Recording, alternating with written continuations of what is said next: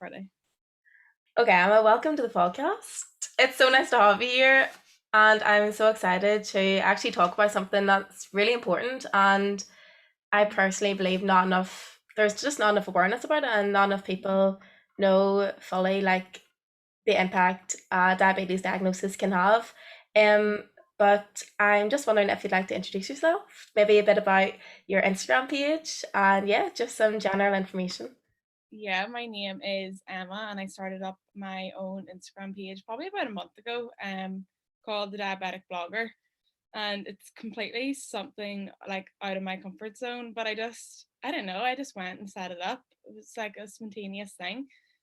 And I suppose never really look back. I just want to share my experience and hopefully like wee things can help someone else. Like in my family there's my dad that's diabetic and there's Claire, so like anything that I need help with, like I'm always there to ask them like what I do or just for advice. So I just thought it'd be good to make my own page and hopefully that advice could help someone else.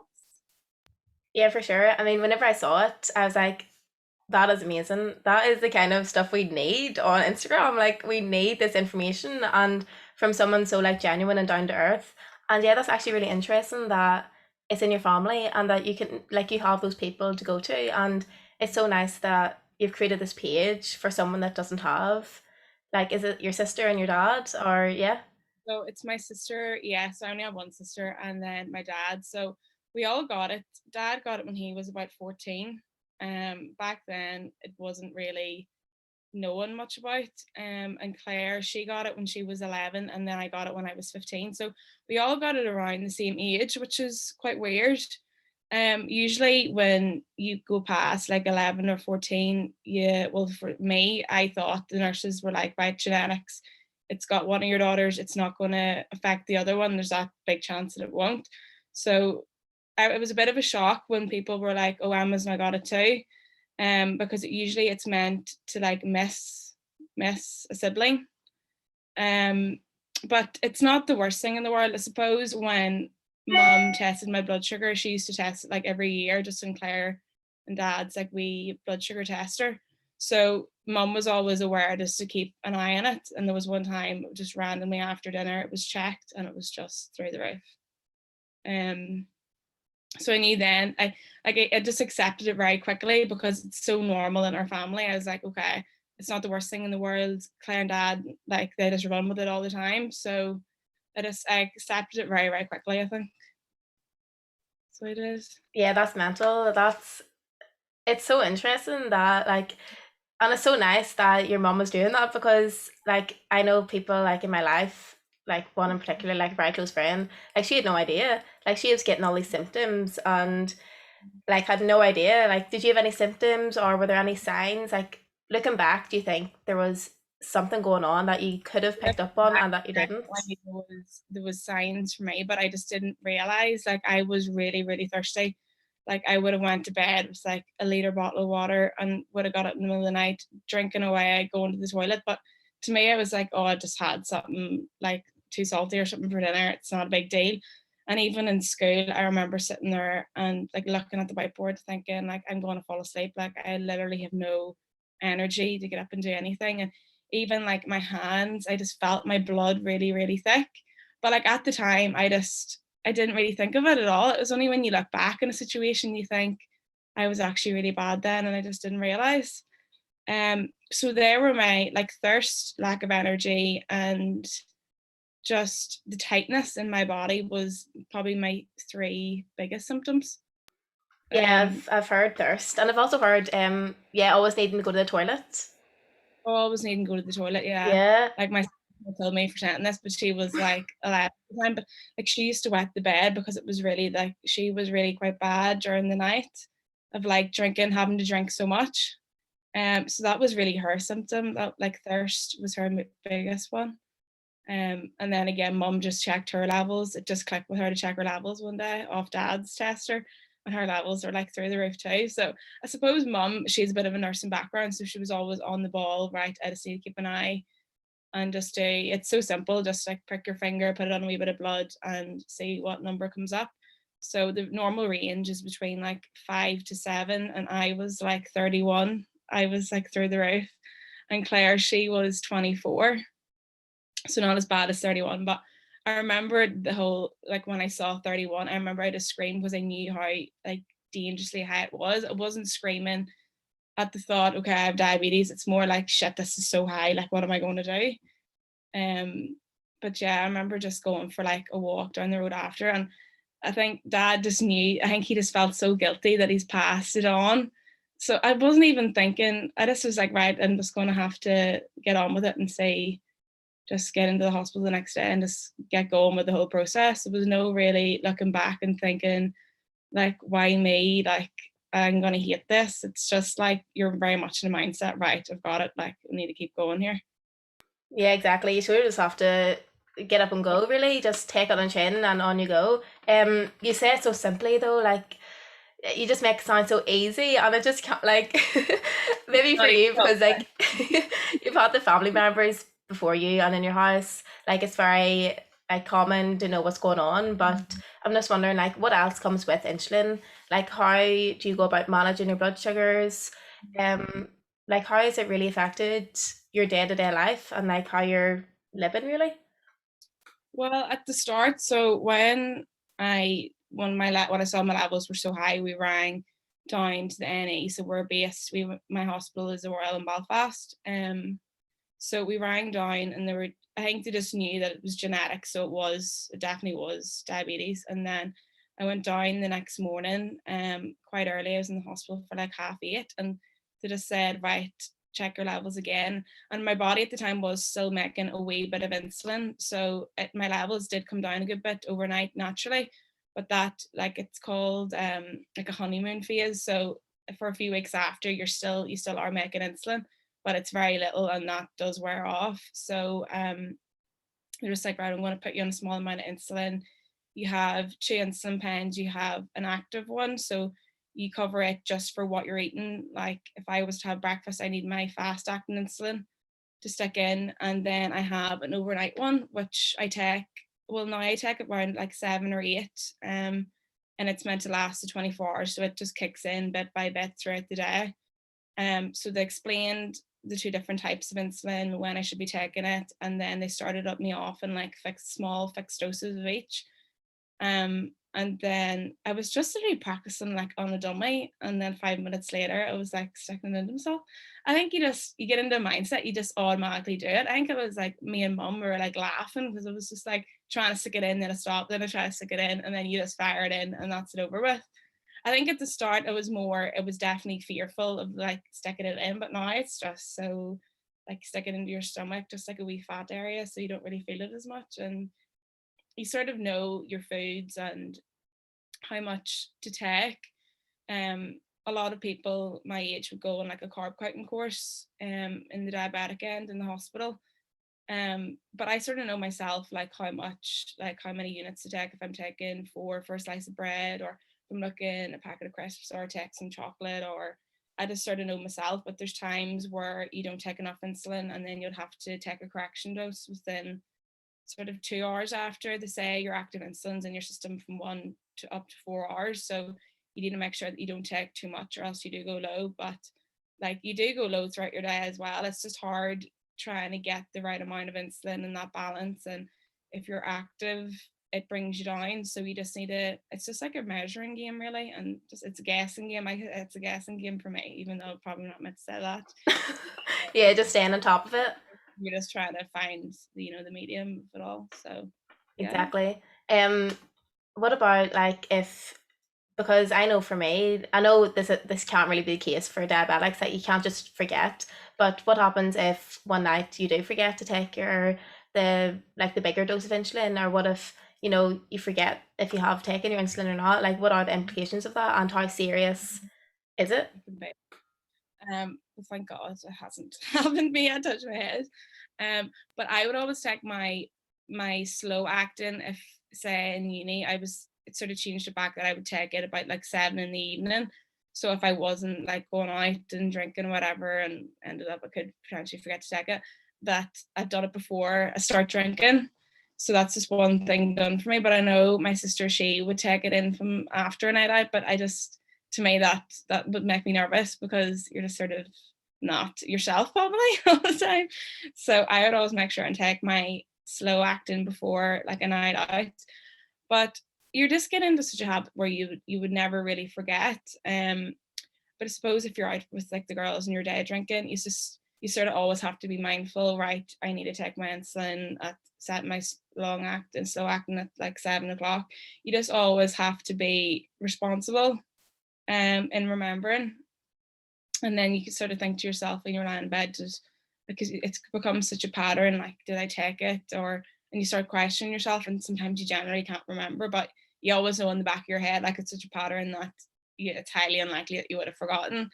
Um, but my dad, he would stick his long acting and his fast acting at dinner time in just the two different legs. And one night he accidentally took a high too much fast acting because he thought it was a slow acting, so he got mixed up.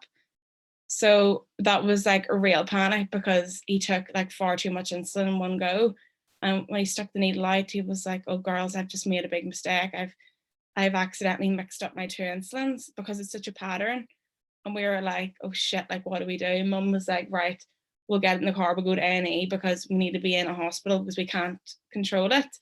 But then he was sitting high beforehand. He was sitting like maybe around 12.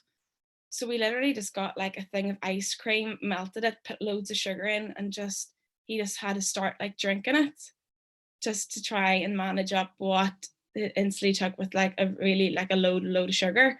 And he was eating Mars bars. I don't know how he wasn't sick, but I think you just get into like in a situation like that, you just get into a mindset, right? And you're like, right, there's no going back. Like I need to keep on top of this. I need to keep going.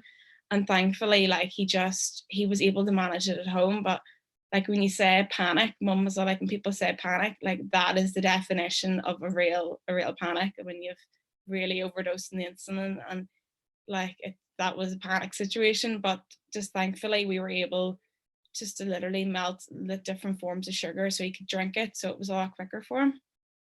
That's So that was crazy. probably the most scariest experience. Yeah, that's absolutely mental. I had no idea. Like if that happened to someone in my family or one of my friends, I would have absolutely no idea. So it's so good that you're so educated on it and that your family, My sister's idea because I was just going into panic. Mum and I were like, right, we need to go to NA. yeah, That's board. And Claire was like, no, about sugar. This, I think it was like raspberry ripple, load of sugar in it. Let's just add sugar to it and let's just get it in them. And it was just panic. Like that's my definition of panic. Like I don't look at panic any other way except in a situation like that now. Like yeah, for nothing's sure. really phased me other than that. Yeah, I mean, once you reach that, that is chaos, really. But you dealt with it so well, and I'm sure your dad's so grateful that whoever thought about that was like saved his Yeah. life. But you did mention uni, and I was just wondering, like, as a student, I know for myself, I literally don't have a second thought about what I'm eating half the time. Like, you just get into such a bad cycle, and some weeks you're literally drinking, like No. more than you should be. I'm just wondering, like, how has being a type 1 diabetic affected you and your university experience? Do you think, like, give any advice for someone who is going to uni and they've just recently been diagnosed? Like, what should they be careful with, really? It's tough. Like that is probably the most that's what I've struggled with probably the most. Even in school, like when you start drinking, like the girls would be drinking like tins of stuff and it's very sugary. So I could never have like had like the cans that they were drinking. So I always just looked up to Claire in that situation, like what would she drink? And she was just drinking more the drinks that wouldn't have sugar, like gin mixed with um like a Diet Coke or something diet. And then I found that on a night out, that alcohol brings your levels down naturally, like uncontrollably as well. So I struggle with that. So I used to have to always go out on a night out with my levels really, really high.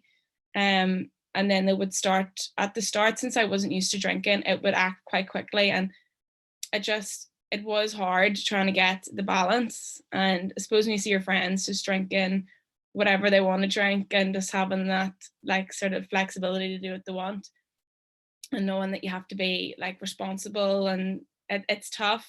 But then when I got to uni, like from nights out, school nights out, I've got used to it. Like I've learned like what's good, what I need to do. And I'd always bring a wee pack of sweets and stuff in my bag. So like if I'm in the toilet and need a wee bit of a boost, I just fire a wee thing of sweets into me, and that keeps me going. Uni, I suppose, when you go down there and you start day drinking and stuff, like you just have you have to have a good time. You can't let it hold you back. Just keep and track your levels, try and do the best you can. And when you're drinking all day, just make sure like you drink a wee bit of water and stuff to keep you hydrated, because if you start feeling sick or you start vomiting, you need to have that wee bit of water in you just to keep you hydrated. I had an experience when it was the night before my 18th, and my best friend Chloe, we were out for her 18th because she was the night before me. And the next day I felt really just really sick, but I was hungover, but I don't know if I had a secret like tummy bug as well as being like really hungover. But I was vomiting like throughout the whole day and I just couldn't stop. And I ended up in A&E that night with ketones. You call it ketones, and that's something that I didn't really know of. I just remember the nurses saying like, if you become unwell, you need to check your ketones, which you have wee test strips, and it's just like you have to urinate on the stick to see what color, as rude as it sounds.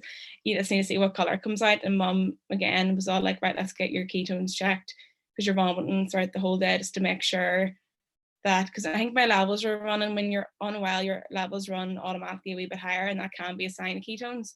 And at that stage, I wasn't really thinking like about ketones and like what maybe the reason why my levels are running that wee bit higher.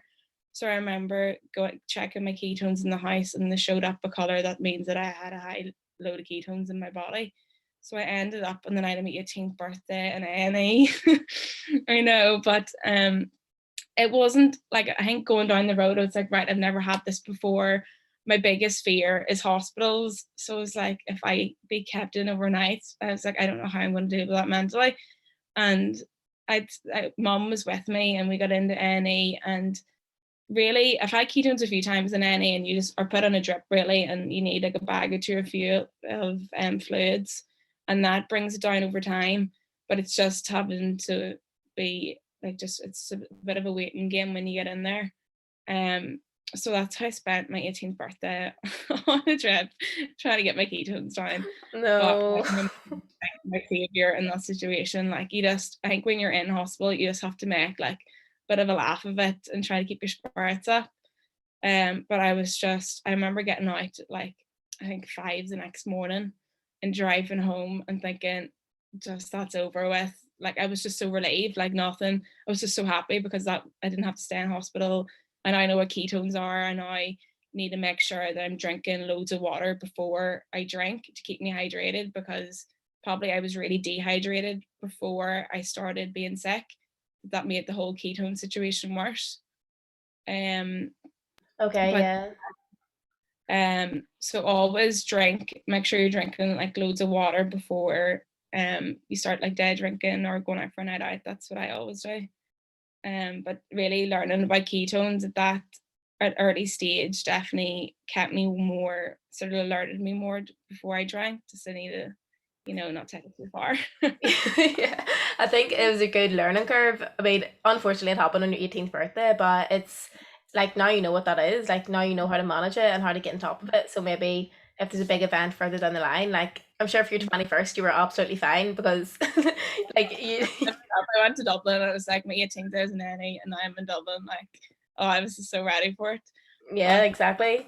You made up for it, but I'm just wondering, with diabetes, there's type 1 and type 2, and I feel like a lot of people get them mixed up. And there's some common misconceptions that are still out there, and people sort of need to be a bit more aware of them. I was just wondering, Emma, like if you had a few on the top of your head that you could sort of get straight, and sort of the difference between the two.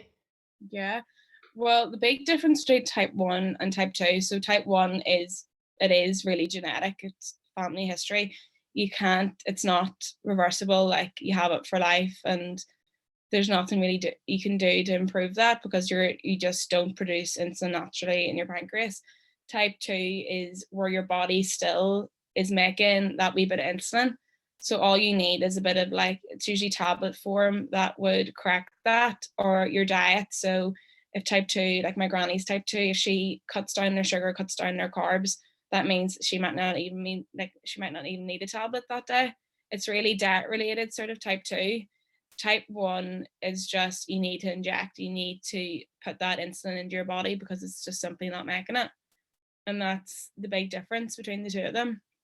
The biggest thing that people probably link to diabetes is you need to eat, like you need to eat your dinner at this time and you need to eat carbs, and you really don't though. Like I was just like, that's probably the biggest thing, because like we're in control of what we eat. We have our insulin, so we just really inject for what we want to eat, when we want to, like whatever time we want to eat it at. And even like sugar as well, people probably think diabetes is linked to sugar. It's really not. Like carbs are the killer. Like bread, like crusty bread, I had it yesterday and it just sent my levels sky high. It wasn't even because I was eating like something really sweet like a cake or something. It was simply bread that really put it really high. So it's more managing your carbs and just like weighing it up to your insulin. So for me, the two things is it's not all about sugar and it's not all about having to eat. Those are the two big things I find that people automatically assume with diabetes. Yeah, good points. Good points. They're really interesting, actually. Like the crusty bread. For me, I would just think Mars bar, Mm-hmm. like you said beforehand, like ice cream. I wouldn't think crusty bread or like, Pastas or pizzas, usually all the takeaways are quite starchy and carbs, and it's just knowing like how that affects you. Like even if I go and have a chip or whatever, it's quite like my insulin starts working, but because there's like a load of like fat in the food, my insulin starts like working a wee bit quicker before my carbs are actually absorbed in my body. So usually I find that within the first hour, like my levels are definitely on the lower side of after eating like a chippy. But like 3 hours later, my levels, the carbs of the chips really could send it really high. And it's just really how your body like reacts and how your insulin reacts with the food you're eating, like the amount of fat and the amount of carbs.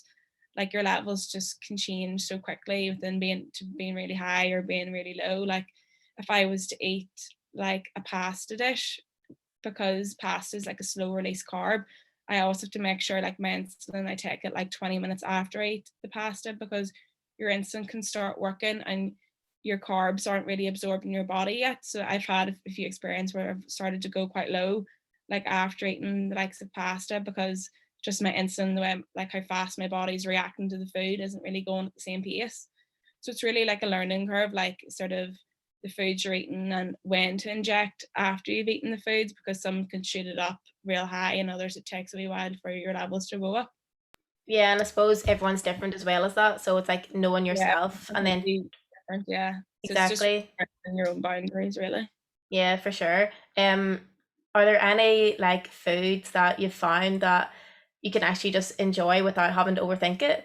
Like whenever my granny was type 1 Mhm. diabetic, and she used to have she used to have the crisps that were like salt and check. So like the crisps were really plain and you just added your own salt because the other crisps were like, I don't know, maybe there was too much carbs in them or whatever. But I'm just Yeah, wondering, like, are there any foods that like you could recommend maybe? what I think recently. I think popcorn's great. So recently, it's like an easy one to manage. The salted popcorn or the wee packets of like the mixed sweet and salted, and it shows you a lot of foods show you that's put in packets the carb value per packet. So say like the wee M&S ones last night, they're only like 8 grams of carbs. So for me going to bed, I probably wouldn't have needed to inject, because it's not anything over 10 grams of carbs for me. I would need to inject for. Um, but generally, like there's no food that has no carbs and no sugar except for like lettuce and water, really. So like a lot of like most of my foods I do have to inject for. Um, but there's no really free foods that I could just Yeah, eat. yeah, I know what you mean. Um, what about fruit then? So you have to obviously to be careful with fruit because Fruit as it's well. People, that's another thing. People think, oh, dessert, like you can't have mm, like a dessert. We'll get you like a fruit salad or something. And I'm just thinking that's another thing, because fruit contains so much sugar, and people just automatically assume because it's healthy, diabetics can eat it, but it can really send your levels as high as what a normal like a cheesecake or like an apple tart or something. It can really send it to the same level, even though one's healthy and one's not healthy. So it's not really to do with how healthy a food is, it's all to do with the level of carbs in it Yeah, as well. exactly. Yeah, for sure. Yeah, I was wondering about that. Also, like you said beforehand about exercise, and like I know personally, getting out for a walk or a run, like at least once a day, is like it really improves my mental health and like well-being just in general. How have you managed this? Because obviously it's not simple. I can remember whenever I was part of the youth club, we went on a hike and someone was diabetic and she literally had to stop halfway down Yeah. to like take some sugars. Yeah, I'm just wondering, how do you manage this? And Um, it's I use exercise like as a way of getting my levels down, like to be before like hormones for me. Like my levels just can go sky high, and my insulin just I feel doesn't work in my body. So I can have like a week where my levels just go uncontrollably high, and it's just my hormones in my body. So I can't, it's not to do with what I'm eating. And I usually have to cut out carbs and sugar completely just to try and not like accelerate it even more. But I would use exercise a lot, especially in that time, just to get my insulin moving, because exercise does bring you down. And for me, it's a great way. Like I could go in the running machine like in the afternoon if I've had like a lunch that set me too high, and that gets my levels down without me having to inject. But if I was out with the girls or we were going on like a hike or something, you would need a backpack, a few cokes. Coke I think's great for getting my levels up very quickly, but you just always need that security of like, okay, I have it with me, instead of leaving yourself short. You're in a mountain, and that's where it becomes like that's where it becomes quite critical. Like you don't want to leave yourself stuck. So it's just always having, for me, I always, and like we day trips with the girls or just going somewhere, I always in my bag have a Coke or a pack of sweets. That's just like I always, that's my safety. Like I know it's there, so I don't ever sell myself short. yeah, it's like preparing for it. Like you have to be prepared for it. You can't just expect like to get up and down with no. Or to be close to you to run in and get a Coke. Like it doesn't work like that. Mhm. Um, but I feel exercise is great for you, and like mentally, I getting out every day. But it's just managing your levels are okay before you go out. And I always just bring a pack of sweets with me when I'm on. If I go out for a run, if I go out for a walk, just so I always have them in case I do need them. Because there's sometimes you think, oh, my levels are fine, and then you check it in half an hour and they're really going down quite fast, and you're just like, I don't understand it. But you always need that backup of having a pack of sweets with you. Yeah, definitely better safe than sorry too. What about like going away on a trip? Like, what about the anxieties around that? Like maybe your first holiday, like post diagnosis, like how did you manage that and sort of just trusting that it would be fine? I suppose with Claire and Dad, they're like my safety net when we're away. So you'd always have to bring a spare supply of everything. Like there was heat does affect your insulin, and it can make it go off, so it won't be effective. So when you're on holiday, you need to make sure your insulin, your spare insulin's kept out of the heat and in a fridge. Claire had an experience where her insulin had expired in the sun, or it just didn't make it effective. I remember one holiday her levels were running high, and she was quite young at the time, so mum she wasn't really thinking about insulin ever going off. She was always expected it to be always working. So and I remember the nurse saying like, no, you need to travel, when you're traveling in the heat, you always need to keep your insulin cool because it can affect how it works. Um, but yeah, just bringing like spare supplies of everything, and always bring in ketones, those ketone strips, in case you become unwell on holidays, and it always just keeps you, make sure it's always a bit of a safety net if you need to check them. And we usually bring like a form of like a glucose. You can bring like a glucose injection if you're really struggling. Um, so we usually just bring something like that with us just to be on the safe side. Yeah. Um, but That's like moving with different time zones, I went to New York 2 Christmases ago, and my first thought after I booked the trip is like, okay, like how am I going to deal with the time change and my Atlantis? So that's my 24-hour one. So I'm going to leave here, taking it at a certain time, and I'm going to land in New York, and it's going to be a different time in New York. How am I going to manage? Am I going to automatically take my insulin in New York time, or am I going to stay UK time? And I didn't know whether to do the change, because if I automatically just clicked into the time in New York, I would still have a bit of in my system. So I didn't want to like overlap it in any way. So I ended up, I kept my watch on and I knew what time it was at home. So I just kept taking my insulin as if I was at home at the same time I was at home, just to keep it maintain it at the same. I didn't want to change because I feel like if I was to change, that's when it might have become tough. Like my levels probably would have went a wee bit lower and stuff. So Yeah, that's so interesting. for New York, that was like I wasn't excited. I was obviously excited, but that was my first like, okay, how am I going to manage the time change with my levels? That was my Yeah. first thought. Oh my days. I would never even think that. I would just take Yeah. that for granted that, you just get used to it and get on with it. That's Mhm. crazy. Um, Then again, me and my sister are different. Like she just hopped into the New York time and she's traveled a lot more in different time zones than myself, but she would just hop in at the same time that it is there and just hope for the best and just roll with it. But I would just be that be a bit more anxious, thinking there's going to be too much of Atlantis in my system at one time. That would make me panic. So yeah, I just stuck to the time it was at home and just yeah, it's learned. better safer. Yeah. Yeah, it's better to do that and like you know yourself, like you know your body, and then whenever you're coming back home again, you don't have to worry about changing again and disrupting your like disrupting what's going on. It's actually really interesting what you said about keeping the insulin cool. I had no idea that that would affect it. So that's if anyone's listening, that's going to be really useful. Um, I did just want to touch on something like what advice would you give to friends or family who have no idea about diabetes? Like, how would you suggest that they help someone or support them? Like, how have your friends supported you? Obviously, you've got your family who knew everything about diabetes, but for someone, it might just be a little less clear of how Mhm. to support people. Definitely, yeah, my friends were like they're amazing.